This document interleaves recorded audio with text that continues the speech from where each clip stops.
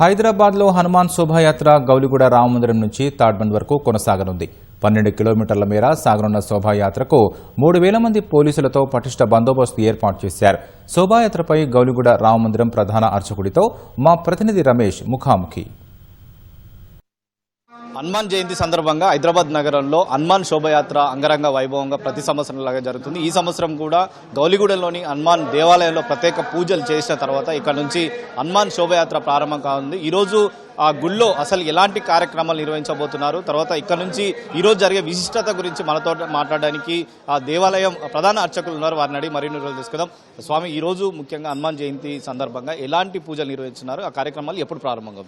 చూడండి, ఈరోజు హనుమాన జన్మోత్సవ సందర్భంలో మనం చేస్తున్నటువంటి కార్యక్రమంలో భాగంగా ప్రతి సంవత్సరం కూడా మా దేవాలయంలో శ్రీ ఆంజనేయ స్వామి జన్మోత్సవం అతి ఘనంగా జరుగుతుంది. ఎందుకంటే చాలా పురాతనమైనటువంటి మన మహానగరంలో పురాతనమైనటువంటి దేవాలయంలో నగర గుడులలో ఈ యొక్క గుడి అత్యంత పురాతనమైనటువంటి దేవాలయము. స్వయంభూగా నిర్వహించినటువంటి దక్షిణాభిముఖ బాలాంజనేయ స్వామి అని దీనికి అంటారు, రామాలయంలో ఉన్నటువంటి ఆంజనేయ స్వామికి. అయితే ఈ ఆంజనేయ స్వామి జన్మోత్సవంలో భాగంగా ఈరోజు తెల్లవారుజామున 4 గంటల నుండి స్వామివారికి ధ్యానము ఆవాహనంతో పాటు షోడశోపచారపులు అంటే 16 రకాల ఉపచారాలతో స్వామివారికి ముందుగా అభిషేకం చేయించిన తర్వాత ఉపచారంలో భాగంగా వస్త్ర అలంకరణ చేసిన తర్వాత స్వామివారికి అత్యంత ప్రీతికరమైనటువంటి సహస్రం అంటే 1116 తమలపాకులతోని స్వామివారికి అర్చన చేయించిన తర్వాత భోగభాగ్యాలతో స్వామివారికి ధూపము దీపము నైవేద్యం చేసిన తర్వాత భక్తులందరికీ కూడా తీర్థము ప్రసాదం భాగ్యం కలిగిస్తాము. అదేవిధంగా మా యొక్క శ్రీ రామమందిర గౌలిగూడలో ప్రతి సంవత్సరం లాగానే ఈ సంవత్సరం కూడా విశ్వంలో శాంతి ఉండాలి, నగరంలో కూడా శాంతి ఉండాలి.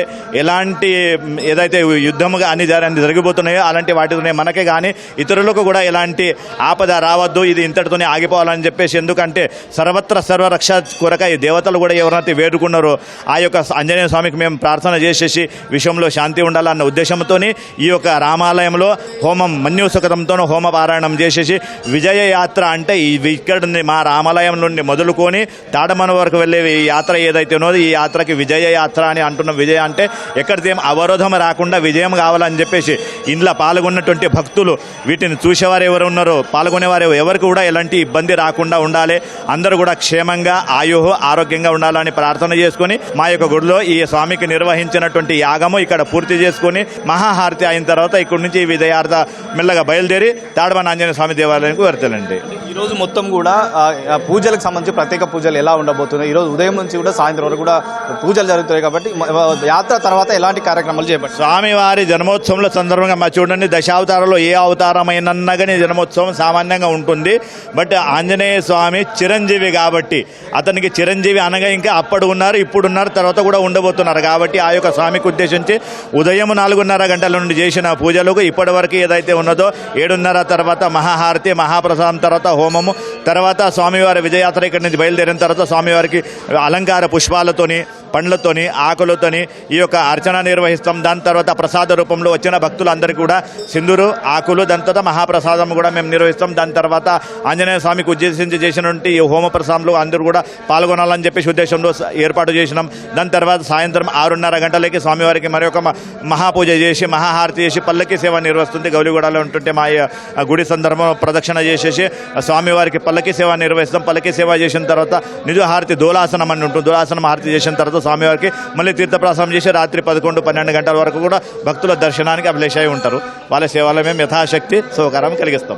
మొత్తం మీద గౌలిగూడలోని హనుమాన్ ఆలయంలో అయితే ప్రత్యేక పూజలు అయితే నిర్వహిస్తుంటారు. ఇక్కడ గౌలిగూడలో యాజ్ఞం చేసి తర్వాత ఇక్కడ నుంచి అయితే శోభయాత్రను విజయవంతంగా నిర్వహించాలని చెప్పి కూడా ప్రత్యేకంగా పూజలు అయితే నిర్వహిస్తారు. కాబట్టి ఇక్కడ ప్రస్తుతం ఇంకా పూజలు ప్రస్తుతం అయితే కొనసాగుతున్నాయి. దీంట్లో భక్తులందరూ కూడా పాల్గొని ఇక్కడ యాజ్ఞం పూర్తయిన తర్వాత కూడా ఇటు అధికారుల సూచన మేరకు కూడా యాత్రను ఇటు గౌలిగూడ హనుమాన్ దేవాలయం నుంచి తర్వాత తాడ్బంద్ హనుమాన్ దేవాలయం వరకు కూడా ఈ దాదాపు 12 కిలోమీటర్ల దూరంలో కూడా ఈ శోభయాత్ర నిర్వహించబోతున్నారు. కాబట్టి ప్రతి సంవత్సరం లాగానే ఈ సంవత్సరం కూడా ప్రశాంతంగా నిర్వహించేందుకు కూడా ప్రత్యేకంగా పూజలు నిర్వహించి ఎక్కడ ఎలాంటి ఇబ్బంది లేకుండా కూడా ఇటు పోలీస్ శాఖ కానీ వివిధ శాఖ అధికారుల సమయంతో కూడా యాత్రకు సంబంధించి కూడా ఏర్పాట్లు అయితే చేయడం జరిగింది. మరి కాసేపట్లో కూడా ఈ హనుమాన్ శోభయాత్ర ప్రారంభం కాబోతుంది. కాబట్టి పూజల అనంతరం కూడా ఈ శోభయాత్ర అయితే ప్రారంభం ప్రారంభించినారు. ఇప్పటికే పోలీస్ శాఖ నుంచి దాదాపు 3,000 మంది కూడా పోలీస్ సిబ్బంది బందోబస్తును ఏర్పాటు చేసి అందరూ కూడా ఈ ర్యాలీ ద్వారా కూడా ఎలాంటి ఇబ్బంది లేకుండా కూడా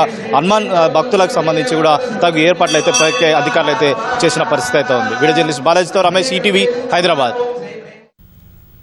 కరీంనగర్లోని ప్రసిద్ధ పుణ్యక్షేత్రం కొండగట్టులో హనుమాన్ చిన్న జయంతి ఉత్సవాలు ఘనంగా జరుగుతున్నాయి. ఉమ్మడి నిజామాబాద్, ఆదిలాబాద్, కరీంనగర్, వరంగల్ జిల్లాల నుంచి మాలధారులు కాలినడకన కొండగట్టుకు చేరుకుని స్వామిని దర్శించుకుంటున్నారు. రాష్ట్ర నలుమూలల నుంచి భక్తులు తరలి వస్తున్నారు. ఆలయ ప్రాంగణంలో 1000 మంది పోలీసులు పటిష్ట బందోబస్తును ఏర్పాటు చేశారు. 3 రోజుల పాటు జరిగే హనుమాన్ చిన్న జయంతి ఉత్సవాల్లో భక్తులు పెద్ద ఎత్తున పాల్గొంటారని అర్చకులు చెబుతున్నారు. ఈ 3 రోజుల పాటు స్వామివారికి ప్రత్యేకమైనటువంటి అలంకరణలు, అభిషేకాలు చేయడం జరుగుతుంది. ఎవరైతే చిన్న హనుమాన్ జయంతి రోజు మాల ధారణ చేస్తారో మే 12వ తారీఖు జరిగేటువంటి పెద్ద హనుమాన్ జయంతితో 41 రోజుల మండల దీక్ష పూర్తవుతుంది. అంతేకాకుండా ఈ 3 రోజుల పాటు లక్షలాది మంది హనుమాన్ దీక్షా స్వాములు స్వామి సన్నిధికి వచ్చి స్వామి దర్శనం చేసుకొని ఇరుముడి సమర్పణ చేసి మాల విరమణ చేస్తారు. దానికోసం కావాల్సిన ఏర్పాట్లని కలెక్టర్ గారు, ఎస్పీ గారు, ఆలయ కార్యనిర్వహణాధికారి గారు కూడా అన్ని ఏర్పాట్లు చేసి ఉన్నారు. వైశాఖ మాసం అంటే మే 12వ తారీఖు రోజున ప్రధానమైనటువంటి ఉత్సవాలు. ఆ 3 రోజుల పాటు ఋగ్వేద, యజుర్వేద, సామవేద, అధర్వవేదాలు, అదేవిధంగా రామాయణ, భారత భాగవతాలు, ప్రత్యేకమైనటువంటి హోమాలు చేస్తాం.